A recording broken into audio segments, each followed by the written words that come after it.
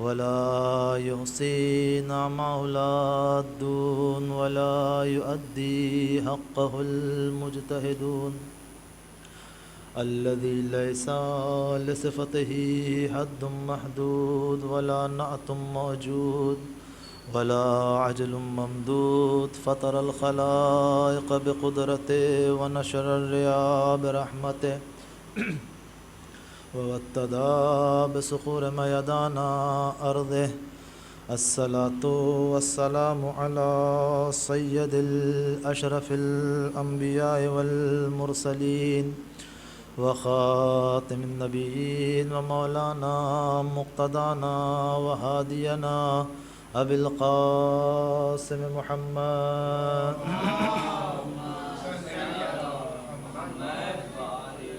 وعلى آل بيته الطيبين الطاهرين المعصومين المظلومين المنتخبين المنتجبين ولعنة الله على أعدائهم أجمعين من ليلنا هذا إلى قيام يوم الدين. أما بعد فقد قال إمام حسن عسكري عليه السلام نحن صلاة محمد عليه وسلم نحن حجج الله على خلقه وجدتنا فاطمة حجة الله علينا صلاة محمد وعلى محمد.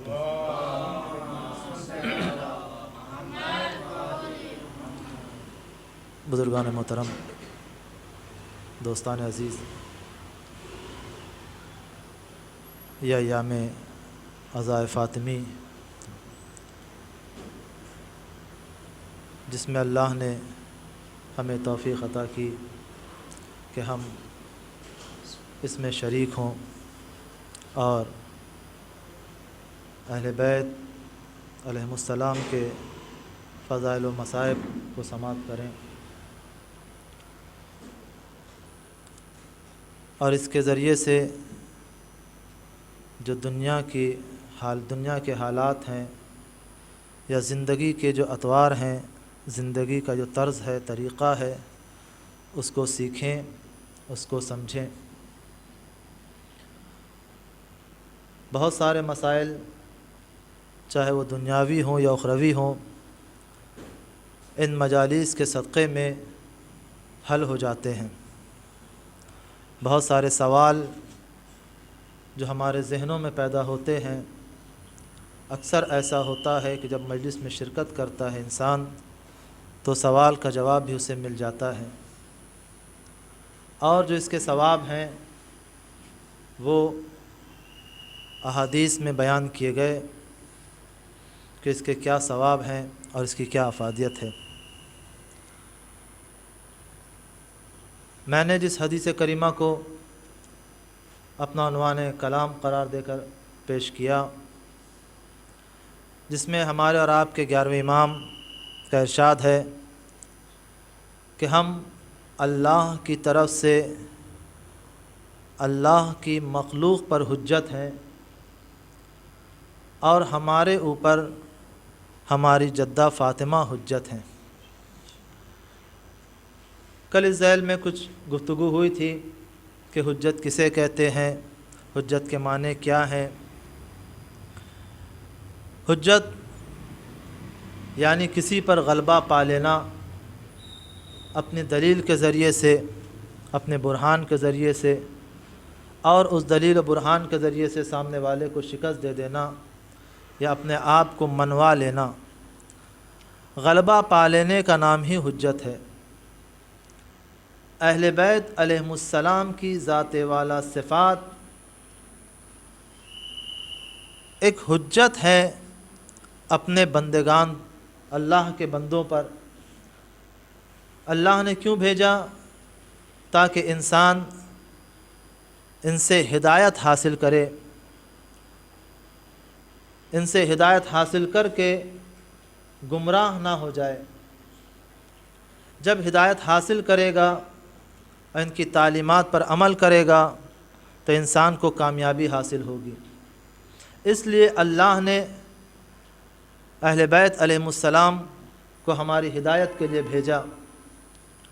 عزیزوں، کل یہاں تک گفتگو ہوئی تھی کہ جب اللہ نے یہ اعلان کیا کہ میں اپنی حجت کو دنیا میں اپنا خلیفہ بنانے والا ہوں، اپنا جانشین بنانے والا ہوں، تو جیسے ہی حجت کا اعلان ہوا تھا ویسے ہی حجت پر اعتراض بھی ہونے لگا۔ اور سب سے پہلا اعتراض جو ملائکہ نے کیا کہ کیا تو اسے اپنا خلیفہ بنائے گا کہ جو زمین پہ خونریزی اور فساد کرتے ہوں۔ کل یہ بتایا گیا تھا کہ ایک قوم جو نسناس تھی وہ زمین پر فساد برپا کرتی تھی، خونریزی کیا کرتی تھی۔ عجیب نام ہے نسناس۔ آج عربی میں ہم جب دیکھتے ہیں تو لوگوں کو کیا کہا جاتا ہے؟ ناس۔ جب ناس ہیں تو اتنے فسادات ہیں، اتنا فتنہ ہے، تو جو نسناس ہوں گے ان کے یہاں کتنی خونریزی ہوگی۔ تو بہرحال یہ پتہ یہ چلا کہ جہاں پر ایک شخصیت آ رہی ہے، اللہ کی ایک حجت آ رہی ہے، تو یقیناً اس کے تمام اطراف کو دیکھنا ہوگا کہ کوئی ایسا تو نہیں ہے کہ جو ان پر اعتراض کرے یا جو ان سے دشمنی مول لے۔ تو عزیزوں، جہاں پر اللہ نے اپنے حبیب کا اعلان کیا، ان افراد کا اعلان کیا کہ جو اللہ کی طرف سے منسوب ہے، ان افراد کا اعلان کیا کہ جو اللہ کی طرف سے ہدایت کرنے کے لیے آئے ہیں، تو جیسے ہی پروردگار عالم نے جناب آدم کو سجدہ کا حکم دیا تھا کہ اے ملائکہ تم سجدے میں چلے جانا، وہیں پر شیطان نے اعتراض کیا، وہیں پر شیطان نے اعتراض کر دیا۔ تو عزیزوں، دو چیزیں سامنے آ گئیں، دو شخصیتیں سامنے آ گئیں۔ ایک وہ ہے جسے ہمیں دوست رکھنا ہے، ایک وہ ہے جسے ہمیں بیزاری اختیار کرنا ہے۔ یعنی ایک دوست ہے اور دوسرا دشمن ہے۔ تو دوست ہے، دشمن ہے۔ اگر ہم صرف دوست کو پہچانیں اور دشمن کو نہ جانیں، دوست کو پہچانے اور دشمن کو نہ جانے، تو کہا یہ جاتا ہے کہ وہ مومن نہیں ہے کہ جو صرف دوست کو پہچانتا ہو اور دشمن کو نہ جانتا ہو۔ یعنی تم اپنے دوست کو بھی پہچانو اور اپنے دشمن کو بھی جانو، کیونکہ اگر تم اپنے دوست کو پہچانو گے تو ہو سکتا ہے اس سے تمہیں فائدہ تو پہنچ جائے، لیکن اگر اپنے دشمن کو نہیں پہچانو گے، اپنے دشمن کو نہیں جانو گے، تو یاد رکھو تمہارا دشمن تمہیں زندہ نہیں چھوڑے گا، تمہیں ہلاک کر دے گا۔ تو پتہ یہ چلا جہاں دوست کی معرفت حاصل کرنا ہمارے لیے ضروری ہے، تو وہیں پر دشمن کو جاننا بھی ضروری ہے، دشمن کو جاننا بھی ضروری ہے۔ پیغمبر اسلام نے کیا فرمایا؟ پیغمبر اسلام کی حدیث یہی ہے کہ جہاں پر پیغمبر اسلام فرماتے ہیں عاقل الناس من عرف ربہ فعطا، عاقل ترین شخص وہ ہے کہ جو اپنے رب کی معرفت رکھتا ہو، فعطا، اور اس کی اطاعت کرتا ہو، جو اپنے رب کی معرفت رکھتا ہو اور اس کی اطاعت کرتا ہو۔ پھر پیغمبر اسلام فرماتے ہیں وَعَرَفَ عَدُوَّهُ فَعَصَاهُ، اور اپنے دشمن کو بھی جانتا ہو اور اس سے بیزاری اختیار کرتا ہو۔ تو جہاں پر پیغمبر اسلام اس بات کا اعلان کر رہے ہیں کہ عاقل ترین شخص وہ ہے کہ جو اپنے رب کی معرفت رکھتا ہو اور اس کی اطاعت کرتا ہو، اسی کے ساتھ فرمایا کہ وہ اپنے دشمن کو بھی پہچانتا ہو اور اس سے دوری اختیار کرتا ہو، اس سے دوری اختیار کرتا ہو۔ تو عزیزوں، ہمیں پیغمبر اسلام کی حدیث سے اس بات کا اندازہ ہوتا ہے کہ جہاں پر ہم پروردگار عالم کی طرف سے بھیجے ہوئے ان شخصیتوں کو مان رہے ہیں، تو پروردگار عالم نے جن لوگوں کو بتایا کہ دیکھو تم ان کی اطاعت کرنا اور ان سے دوری اختیار کرنا، تو ہمارا فریضہ یہی ہے کہ ہم ان کی اطاعت کریں جس کے لیے پروردگار عالم نے حکم دیا ہے، اور ان سے بیزاری اختیار کریں جو اللہ کے دشمن ہیں، جو اللہ کے دشمن ہے۔ حدیث میں کیا کہا؟ حدیث نے یہی کہا عاقل الناس، عقل مند انسان وہ ہے، عاقل ترین انسان وہ ہے جو اپنے رب کو پہچانتا ہو۔ معرفت پروردگار، جب تک ہم معرفت پروردگار حاصل نہیں کریں گے تو یقیناً ہم ویسی عبادت نہیں کر سکتے۔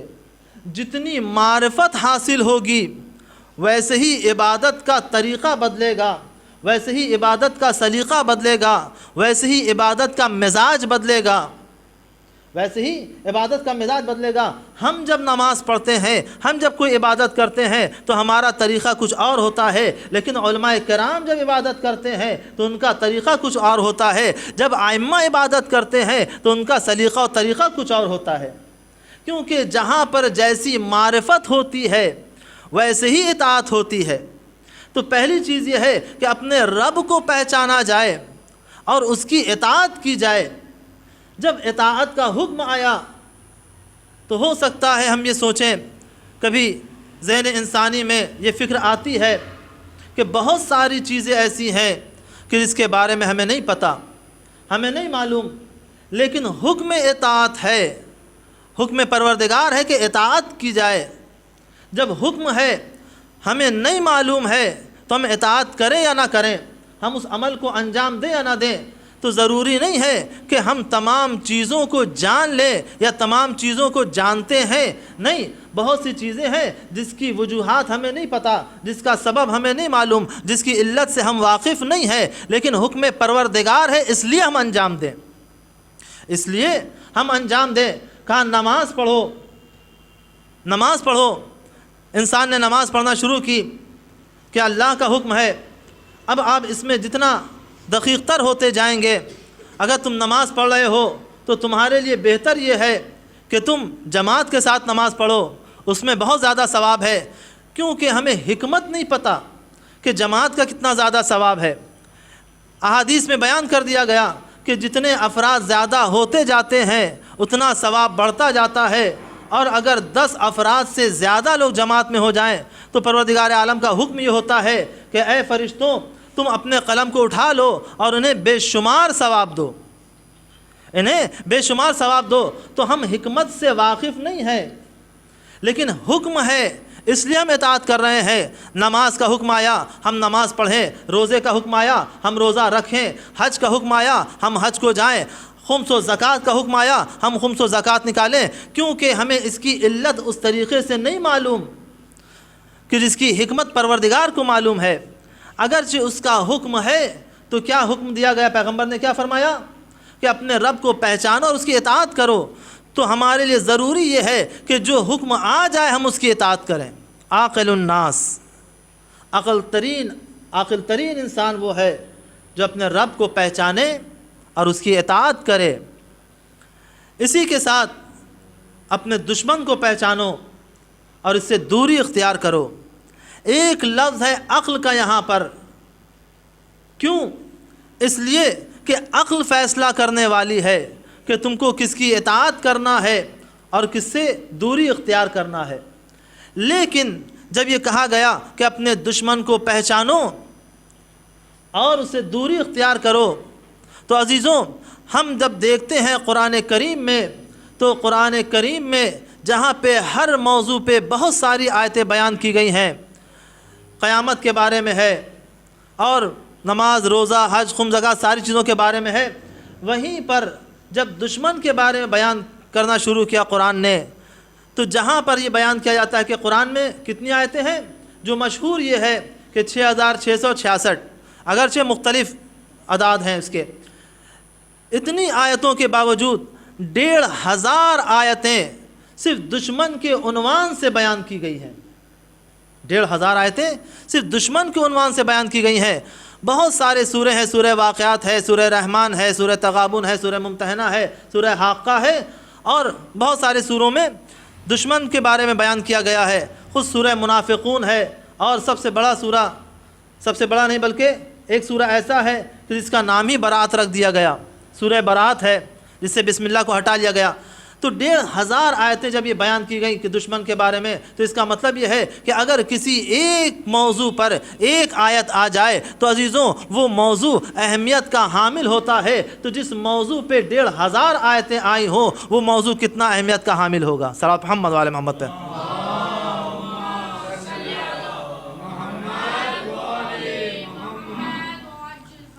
تو یہ چیزیں کہ جہاں پر دشمن کو پہچاننے کے لیے کہا گیا، اور یہ کہا گیا عاقل ترین شخص وہ ہے، تو اس کا مطلب یہ ہوا کہ دشمن کو عاقل ترین پہچان سکتا ہے۔ اب یہ کہا گیا کہ دشمن 2 طرح کے ہیں، ایک ہے دشمن ظاہری ایک ہے دشمن باطنی. دشمن ظاہری وہ ہے جو آپ کے سامنے ہے، جو آپ سے جنگ کے لیے آ رہا ہے، جو آپ کے مقابلے کے لیے آ رہا ہے.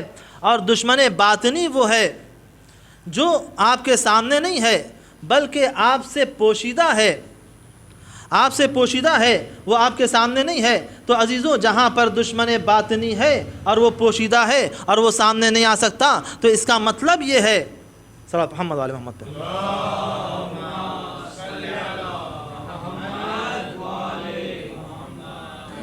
تو دشمن باطنی یہ ہے کہ جو انسان سے پوشیدہ ہے، وہ دکھائی نہیں دیتا.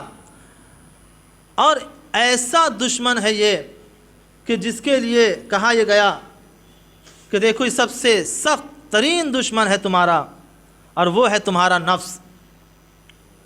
وہ ہے تمہارا نفس. عاقل ترین کون ہے؟ جو اپنے رب کو پہچانے اور اپنے دشمن کو پہچانے. اسی نفس کو جب دشمن کہا گیا، یعنی دشمن باطنی کی طرف اشارہ کیا گیا، تو کہا گیا دیکھو تمہارا دشمن وہ ہے جو تمہارے باطن میں چھپا ہوا ہے. باطنی دشمن کون ہو سکتا ہے؟ امام سجاد علیہ السلام نے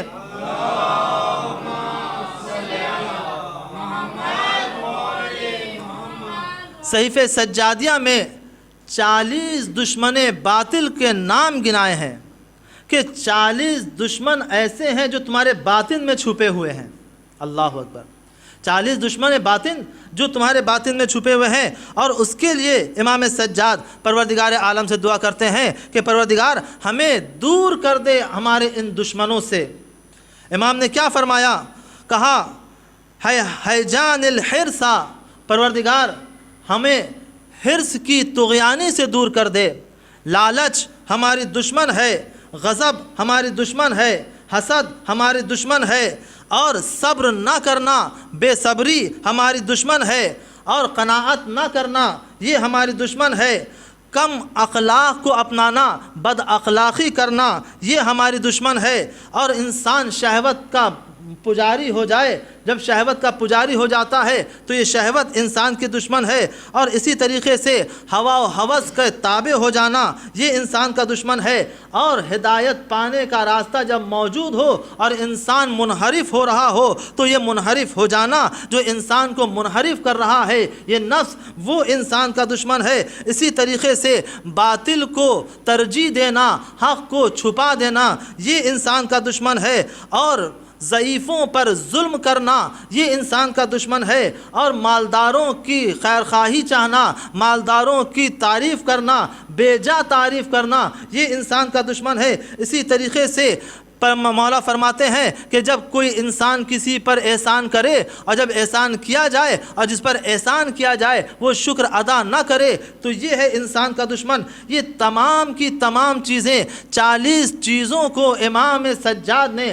صحیفہ سجادیہ میں بیان کیا کہ دیکھو یہ تمہاری دشمن ہے جو تمہارے نفس میں پائی جاتی ہیں، جو تمہارے نفس میں پائی جاتی ہیں. تو عزیزوں، ضروری یہ ہے کہ ہم اگر ظاہری دشمن کے مقابلے کے لیے آمادہ ہو رہے ہیں تو ہمیں پہلے اپنے نفس کے دشمن کے لیے آمادہ ہونا چاہیے.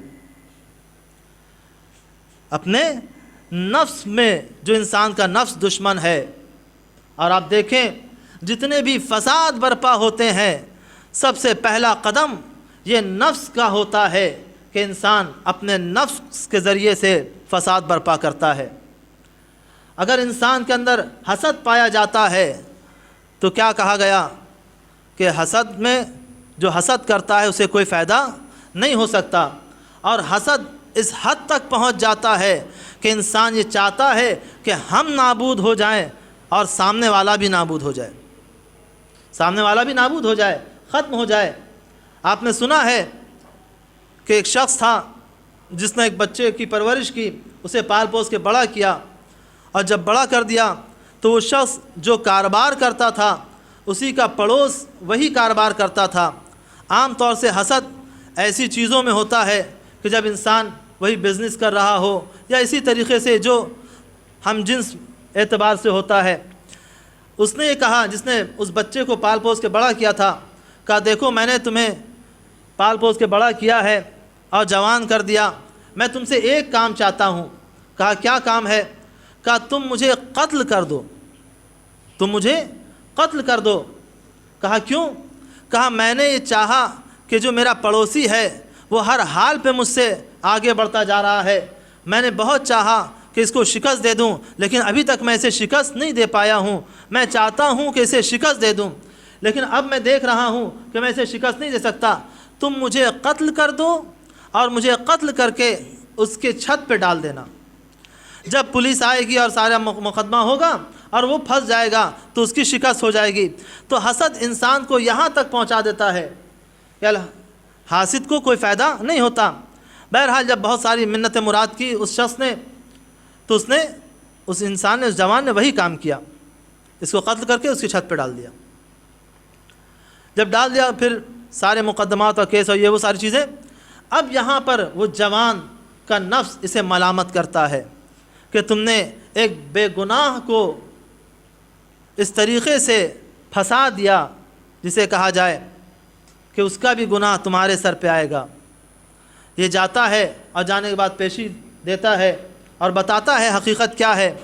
تو بہرحال معلوم یہ ہوا کہ حسد ایک ایسا گناہ ہے، ایک ایسا دشمن ہے کہ جو حسد کرنے والا خود نابود ہو جاتا ہے۔ اسی طریقے سے ساری چیزیں جو مولا نے فرمائی ہیں اس کی اپنی الگ الگ توضیح ہے کہ شہوت کتنا بڑا گناہ ہے۔ جب شہوت انسان کے اندر طاری ہوتی ہے تو انسان کے اوپر شیطان سوار ہو جاتا ہے، پھر وہ محرم و نامحرم کو نہیں دیکھتا ہے اور وہ تجاوز کر جاتا ہے۔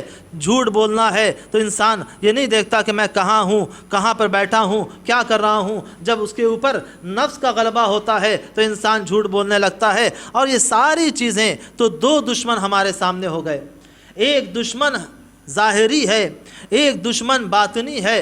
اور اس باطنی دشمن کے لیے جو کہا گیا کہ انسان کا نفس انسان کا دشمن ہے۔ المجاہد من جاہد بنفسہ، مجاہد وہ ہے جو اپنے نفس سے جہاد کرے، جو اپنے نفس سے جہاد کرے۔ تو عزیزو یہاں پر ہی سمجھ میں آتا ہے کہ جب یہ ساری چیزیں، دو چیزیں ہو گئیں، ایک عقل ہے ایک نفس ہے، اب دیکھنا یہ ہے کہ کون کامیاب ہوتا ہے، کون کامیاب ہوتا ہے۔ تو ائمہ نے بتایا کہ دیکھو کامیاب وہی ہوگا کہ جس کی عقل اس کے نفس پہ غالب آ جائے، جس کی عقل اس کے نفس پہ غالب آ جائے۔ اگر نفس عقل پہ غالب آ جائے گا تو یاد رکھو انسان اسیر ہو جائے گا، انسان محکوم ہو جائے گا۔ لیکن اگر عقل اس کے نفس پہ غالب آ جائے گی، عقل اس کے نفس پہ غالب آ جائے گی تو عقل بادشاہ ہوگی، عقل بادشاہ ہوگی، نفس محکوم ہوگا۔ آج ہم نے یہ دیکھا ہے کہ دنیا میں جہاں بھی فساد برپا ہوتا ہے وہاں پہ یہی چیزیں نظر آتی ہیں۔ جب عقل بادشاہ ہوتی ہے اور نفس رعایا ہوتی ہے تو وہاں پر انسان کو آرام ملتا ہے، سکون ملتا ہے۔ لیکن جہاں پر نفس بادشاہ ہوتا ہے اور عقل اسیر ہوتی ہے تو وہاں پر ہی سمجھ میں آتا ہے کہ وہاں پر فتنہ و فساد ہوتا ہے۔ آپ دیکھیں ہر دور میں یہی نظر آیا ہے، جہاں پر عقل محکوم رہی ہے، جہاں پر عقل اسیر رہی ہے وہاں پر ہمیشہ فساد برپا ہوتا رہا۔ کیونکہ اگر عقل بادشاہ ہے تو فتنہ نہیں ہوگا، لیکن اگر عقل محکوم ہے، عقل محکوم ہے، عقل کے پاس اقتدار نہیں ہے تو وہاں پر فتنہ برپا ہوگا، وہاں پر فتنہ برپا ہوگا۔ تو عزیزوں یہ دو چیزیں ہیں، ایک عقل ہے اور ایک نفس ہے۔ تو عقل کو بادشاہت ملنا چاہیے، نفس کو محکومیت ملنا چاہیے، یعنی نفس محکوم ہو، عقل بادشاہ ہو، عقل بادشاہ ہو۔ یہی ہم نے دیکھا ہے ائمہ علیہ السلام کی زندگی میں کہ جہاں پر عقل بادشاہ تھی، نفس محکوم تھا۔ ایک میدان ایسا ہے کہ جہاں پر دونوں جہاد ہو رہے ہیں، وہ کون سا جہاد ہے؟ جہاد ظاہری بھی ہے، جہاد باطنی بھی ہے۔ مولا عمرو ابن عبدود کے سینے پہ سوار ہیں اور عمرو ابن عبدود مولا کے گستاخی کرتا ہے، مولا کے چہرے پہ تھوک دیتا ہے تو مولا کیا کرتے ہیں؟ اس کے سینے سے اتر آتے ہیں، اس کے سینے سے اتر آتے ہیں۔ لوگوں نے کہا کہ اتنا اچھا موقع ملا تھا، آپ اسے وہیں پہ قتل کر دیتے۔ تو امام نے فرمایا کہ دیکھو جب اس نے گستاخی کی تو مجھے غصہ آ گیا، اگر میں اس حال میں اسے قتل کر دیتا تو میرا نفس اس میں شامل ہو جاتا، میں جو کام انجام دیتا ہوں وہ خدا کے لیے انجام دیتا ہوں۔ تو عزیزوں، جہاں پر عقل حاکم ہوتی ہے وہاں سارا کام اللہ کے لیے انجام دیا جاتا ہے، خود کے لیے انجام نہیں دیا جاتا۔ صلوات محمد و آل محمد پہ۔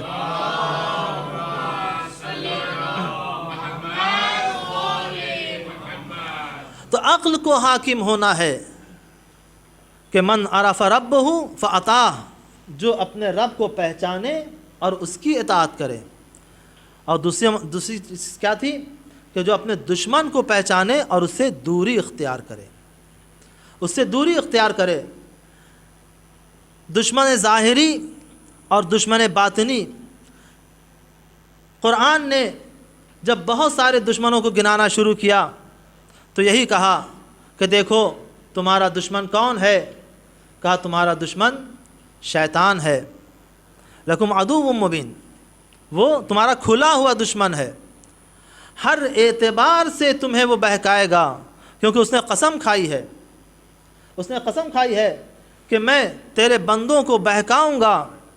سب سے پہلا دشمن ہے شیطان، اور وہ ہر جگہ پر ہر اعتبار سے، چاہے وہ آپ کہیں پر بھی ہوں، وہ آپ کے ساتھ ہے، وہ آپ کے ساتھ ہے۔ اور اس نے کہا کہ میں سیدھے راستے پہ جا کے بیٹھ جاؤں گا، وہ راستہ جو نیکی کی طرف لے جاتا ہے، کیونکہ شیطان غلط راستے پہ نہیں بیٹھے گا، غلط راستے پہ نہیں بیٹھ سکتا، کیونکہ جو ادھر جا رہا ہے وہ تو اس کا ہے ہی ہے، لیکن جو سیدھا راستہ ہے، جو مسجد کا راستہ ہے، جو امام باڑے کا راستہ ہے، جو تعلیم گاہ ہے، جو اچھی جگہ ہے، وہاں پر آئے گا، اور وہاں پہ آنے کے بعد وہاں سے انسان کو منحرف کر دے گا، وہاں سے انسان کو منحرف کر دے گا۔ تو سب سے پہلا دشمن کیا کہا؟ کہ سب سے پہلا دشمن شیطان ہے، اور شیطان سب کے پاس آتا ہے، صرف انسانوں کے پاس نہیں بلکہ انبیاء کے پاس بھی آیا۔ بعض انبیاء کو اس نے نصیحت کی، اور اس نے دیکھا کہ جب ایک نبی کے پاس آیا اور آ کے کہنے لگا کہ کیا آپ عبادت میں تساہلی محسوس کرتے ہیں، یعنی اپنے آپ کو سست سمجھتے ہیں؟ تو انہوں نے کہا ہاں سمجھتا ہوں۔ کہ میں ایک چیز آپ سے بتاؤں، آپ عبادت میں کاہلی محسوس نہیں کریں گے۔ کہا کیا؟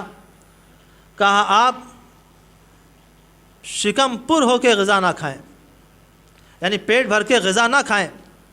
جب پیٹ بھر کے نہیں کھائیں گے تو آپ بہترین طریقے سے عبادت کر سکتے ہیں۔ نبی نے کہا اچھا مشورہ ہے، نبی نے ویسے ہی کیا۔ پھر آتا ہے، کہا کہ آپ نے میرے مشورے پہ عمل کیا؟ کہا ہاں میں نے عمل کیا۔ کہا اب میں کسی کو مشورہ ایسا نہیں دوں گا، اب میں کسی کو ایسا مشورہ نہیں دوں گا، کیونکہ بہترین مشورہ تھا۔ اور اس کے بعد نبی نے بتا دیا کہ دیکھو کس طریقے سے شیطان آتا ہے، کبھی بہکاتا ہے، اور بعض نبی کو آ کے اس نے نصیحت کی ہے، بتایا ہے، پوری اس کی ایک تفسیر ہے۔ تو یہ دو چیزیں، ایک عقل اور ایک نفس، ایک عقل ہے اور ایک نفس ہے۔ ہم نے ہر دور میں دیکھا ہے کہ جہاں پر بھی عقل غالب ہوئی ہے، جس پر عقل غالب ہوئی ہے اس نے پروردگار عالم کے راستے کو اپنایا ہے، جس پہ نفس غالب ہوا ہے اس نے شیطنت کے راستے کو اپنایا ہے۔ شیطنت کے راستے کو اپنانے والے فرعون، شداد، نمرود اور اسی طریقے سے جنہوں نے شیطنت کے راستے کو اپنایا تھا، تو پروردگار عالم نے ان کا انجام بھی دکھا دیا کہ دیکھو فرعون مصر کا تھا، مصری تھا، اسے پانی میں ڈال کے گھول دیا، ختم ہو گیا۔ فرعون دریائے نیل میں غرق ہو گیا، شداد اپنی جنت تک نہیں پہنچ سکا، قارون اپنے خزانے کے ساتھ زمیں بوس ہو گیا۔ آج نہ ان کا کوئی نام لینے والا ہے، نہ ان سے کوئی عقیدت رکھنے والا ہے، کیونکہ ان کے اوپر نفس غالب تھی۔ لیکن جن کے اوپر عقل کا غلبہ ہوتا ہے، چاہے وہ جس حال میں بھی ہوں، ان کا نام لیا جاتا ہے، ان کے فضائل و کمالات کو بیان کیا جاتا ہے۔ یہ اور بات ہے کہ جب انسان یہ سمجھ لے کہ ہمیں کس کی عبادت کرنا ہے اور کیسے عبادت کرنا ہے، کس کی عبادت کرنا ہے اور کیسے عبادت کرنا ہے، جب اپنی عقل کو اپنے نفس پہ غالب کرے گا تو اسے معبود حقیقی سمجھ میں آئے گا۔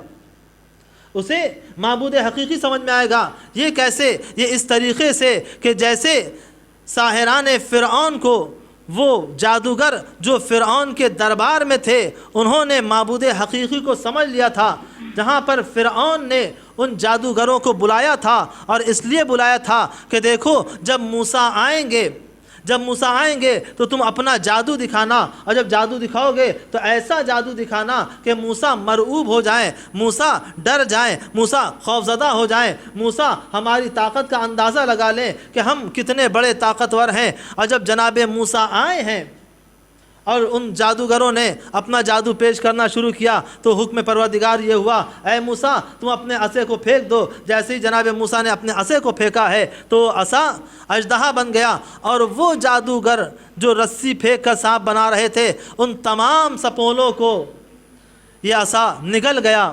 جب ان جادوگروں نے دیکھا کہ یہ کوئی جادو نہیں ہے بلکہ یہ معجزہ ہے، اگر کوئی جادو ہوتا تو یقیناً ہمارا جادو بھی باقی رہتا، انہوں نے معبود حقیقی کو سمجھ لیا۔ وہ سارے جادوگر سجدے میں چلے گئے، اب فرعون کہتا ہے کہ تمہیں کیا ہو گیا ہے؟ میں نے تمہیں بلایا تھا، میں نے تم سے وعدہ کیا تھا کہ تمہیں انعام و اکرام دوں گا، اپنے قریب رکھوں گا، اور آج تم موسیٰ کے خدا کو مان رہے ہو۔ جادوگر کہتے ہیں اب تو چاہے جو کر لے۔ پھر فرعون کہتا ہے میں تمہیں قتل کر دوں گا، تمہارے ایک طرف کے ہاتھ کو کاٹ دوں گا، ایک طرف کے پیر کو قلم کر دوں گا۔ جادوگروں نے جب معبود حقیقی کو پہچان لیا تھا تو وہ آواز دیتے ہیں کہ دیکھو ہم نے موسیٰ کے اور ہارون کے خدا کو مان لیا ہے، ہم اس پر ایمان لے آئے ہیں، اب تو چاہے جو کر لے۔ ہم یہ سمجھ گئے ہیں کہ معبود حقیقی کون ہے، تو عزیزوں جب انسان معبود حقیقی کو سمجھ جاتا ہے تو یہی سمجھ میں آتا ہے کہ من عرف ربہ، جو اپنے رب کو پہچان لے۔ پیغمبر نے ہی فرمایا عاقل الناس، عاقل ترین انسان وہ ہے جو اپنے رب کو پہچان لے، فَأَطَاعَ، اور اس کی اطاعت کرے۔ یہاں پر جب عقل غالب آئی نفس پر تو معبود حقیقی کے سامنے سجدہ ریز ہو گئے، کیونکہ عقل کا غلبہ تھا۔ جب یہ چیزیں سامنے آئیں تب انسان سمجھ سکتا ہے کہ عقل کا جب غلبہ ہوگا تب انسان حقیقت کو سمجھے گا، لیکن جب عقل کا غلبہ نہیں ہوگا تو چاہے جتنی چیزوں کو مان لے، چاہے جتنی چیزوں کو سمجھ سکتا ہے سمجھ لے، لیکن حقیقت کو ماننے سے دوری اختیار کرے گا۔ آج یہ ایام عزائے فاطمیہ ہمیں اس بات کی طرف متوجہ کرتا ہے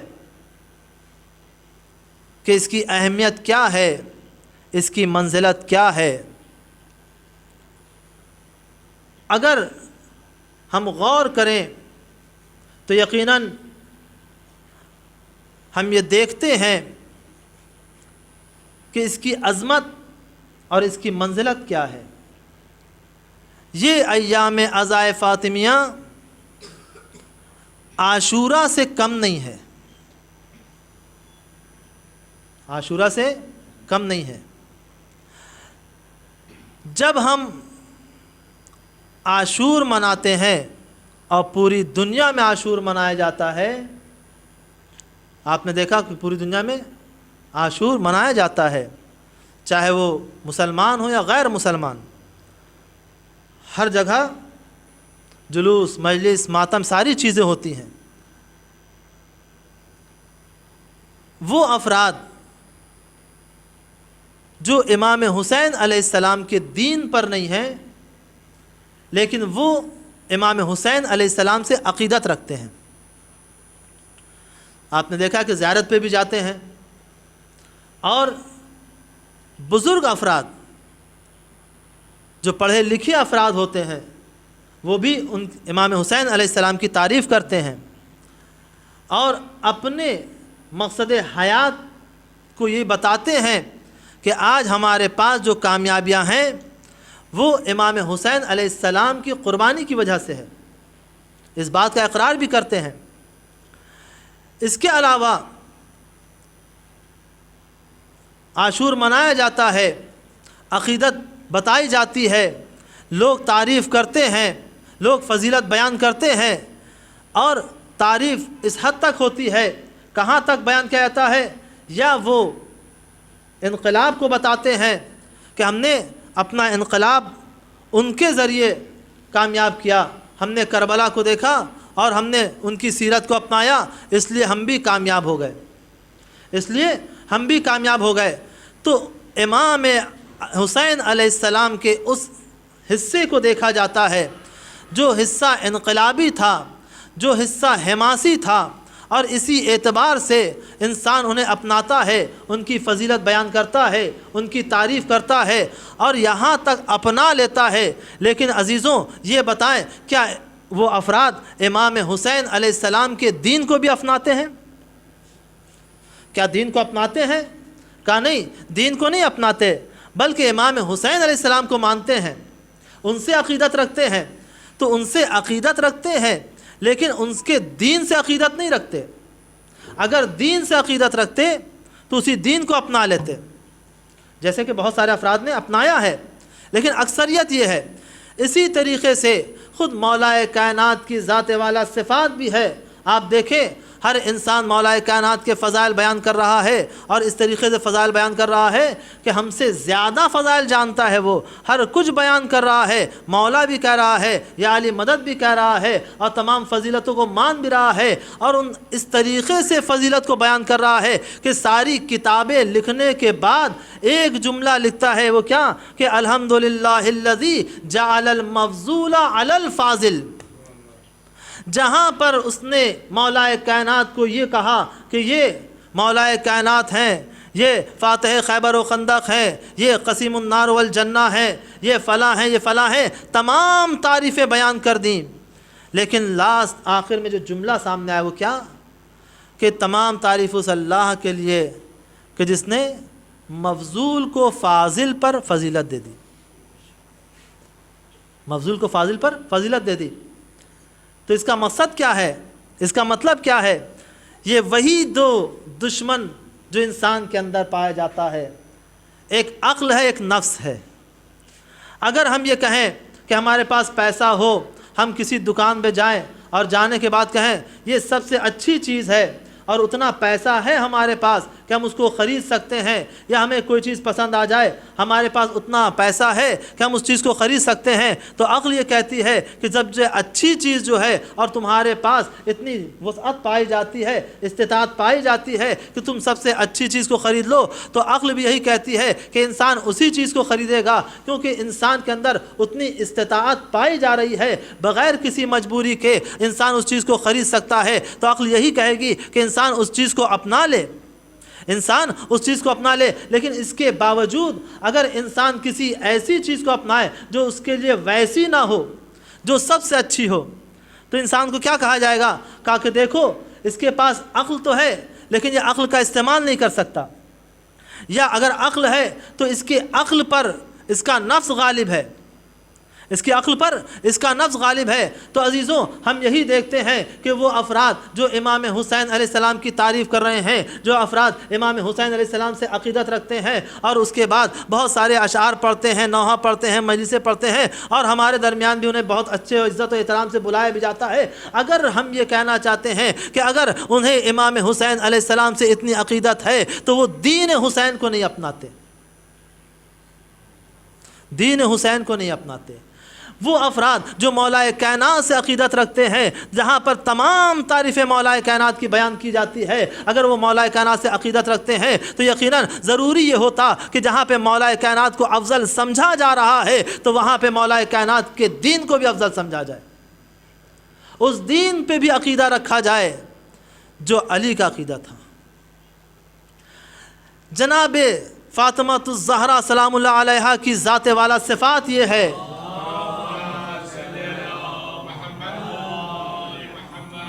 کہ ان کی ذات کو ایک ایسا میزان قرار دیا گیا ہے کہ ایک طرف نبوت ہے، ایک طرف امامت ہے، درمیان میں زہرا ہیں۔ پیغمبر اسلام کے بعد جب دین میں وہ ہنگامہ ہوا کہ انسان کدھر جائے کیا کرے، تو بہت ساری چیزیں سامنے آئیں اور اس کا اثر آج تک ہے ہمارے سامنے۔ وہ یہ کہ انسان کہتا ہے کہ یہ بھی اور علی بھی، عقیدت اور ماننے کے لحاظ سے یہی نظر آتا ہے کہ ہمارے سامنے ایسے افراد ہیں کہتے ہیں علی بھی اور یہ بھی، حسین بھی اور یہ بھی، حسن بھی اور یہ بھی۔ جہاں پر یہ بھی اور یہ بھی ہوتا ہے، لیکن جب شخصیت زہرا پہ بات آتی ہے تو وہاں پہ انسان یہ نہیں کہہ سکتا کہ زہرا بھی اور یہ بھی، وہاں پر نہیں کہہ سکتا۔ یہ ایک ایسا میزان ہے، ایسا میزان ہے ذات زہرا کہ جو انسان کو حقانیت کا سبق دیتی ہے۔ اگر اس حقیقت کو پہچاننا ہے تو عظمت زہرا کو بیان کرنا ہوگا، کیونکہ ہم نے ان چیزوں کو بیان نہیں کیا، دشمنوں نے ان چیزوں کو چھپا دیا۔ دوست بیان کرنے سے گریز رہے، دشمن چھپانے پر کمر کسے رہے، اور حقیقت چھپتی چلی گئی، تاریخ بیان نہیں کی گئی۔ لیکن پیغمبر اسلام کی وہ احادیث جو ہمیں بتا رہی ہے کہ اگر حق اور حقانیت کو جاننا ہے تو ذات زہرا کی طرف رجوع کرو، تمہیں پتہ چلے گا کہ وحدانیت کیا ہے۔ اگر زہرا کی ذات کو پہچانو گے تو تمہیں وحدانیت بھی سمجھ میں آئے گی، تمہیں اللہ کی رزاقیت بھی سمجھ میں آئے گی، تمہیں نبی کی نبوت بھی سمجھ میں آئے گی، تمہیں امام کی امامت بھی سمجھ میں آئے گی، کیونکہ زہرا حق کا پرچمدار ہے، زہرا حقانیت کی پرچمدار ہیں۔ جس نے زہرا کو مان لیا یقیناً وہ اسے امام مانے گا جو زہرا کا امام تھا۔ یہ ایک ایسا میزان ہے عزیزوں۔ یہ ایام عزائے فاطمی ہمیں اس بات کی طرف متوجہ کرتا ہے کہ دیکھو اپنے رب کو پہچانو اور اس کی اطاعت کرو، اور اپنے دشمن کو پہچانو اور اس سے دوری اختیار کرو۔ ایک میزان ہے ہمارے سامنے، وہ کون؟ وہ شخصیت حضرت فاطمہ الزہرا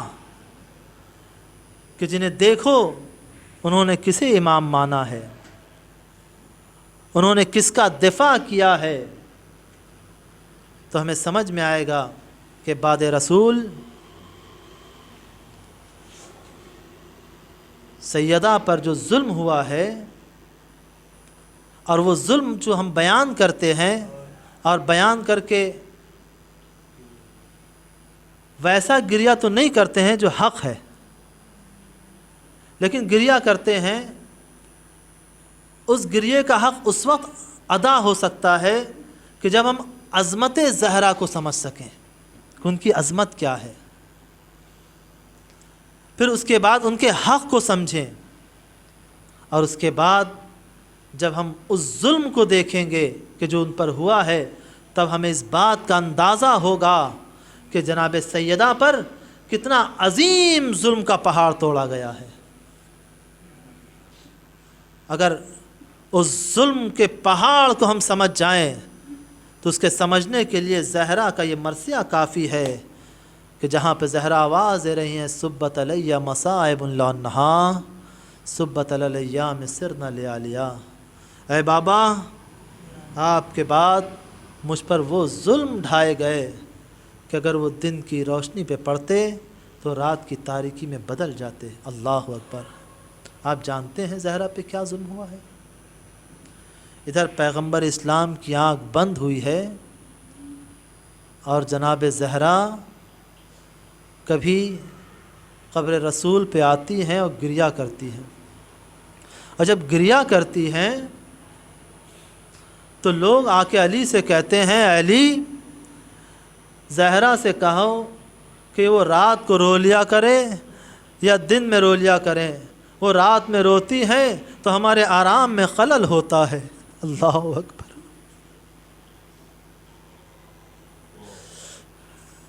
ہمارے آرام میں خلل ہوتا ہے۔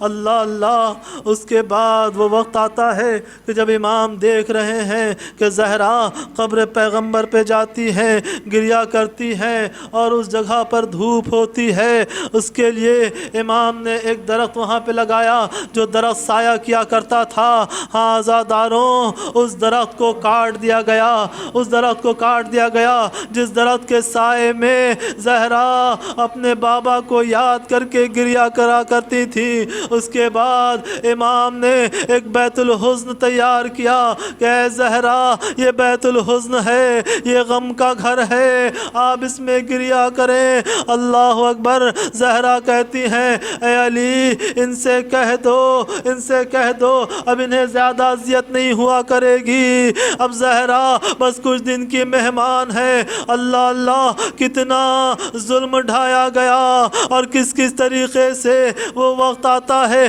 کہ ایک مرتبہ مولا کائنات جب گھر میں تشریف لائے تو کیا دیکھا؟ زہرا سر جھکائے گریا کر رہی ہیں۔ علی کہتے ہیں اے شہزادی، اے زہرا، یہ مصیبتیں ہیں، یہ مصیبتیں ہیں، کچھ دن کے بعد ختم ہو جائیں گی۔ اللہ اکبر۔ شہزادی کہتی ہیں علی، میں ان مصیبتوں پہ گریا نہیں کر رہی ہوں، میں اس پہ نہیں رو رہی ہوں کہ آپ کا حق چھینا گیا، میں اس پہ نہیں رو رہی ہوں کہ میرا حق چھینا گیا، اور مجھے یہ خبر ملی ہے کہ اب لوگ آپ کو سلام نہیں کرتے۔ ایک مرتبہ مولا کائنات نے سر کو جھکایا کہ اے زہرا، آپ کو تو یہی خبر ملی کہ لوگ مجھے سلام نہیں کرتے۔ اے زہرا، آپ سنیں گی جب میں کسی کو سلام کرتا ہوں تو مجھے کوئی جواب نہیں دیتا۔ اللہ اکبر۔ یہ مصیبتیں تھی جناب سیدہ پر۔ آزاداروں، وہ وقت آتا ہے کہ جب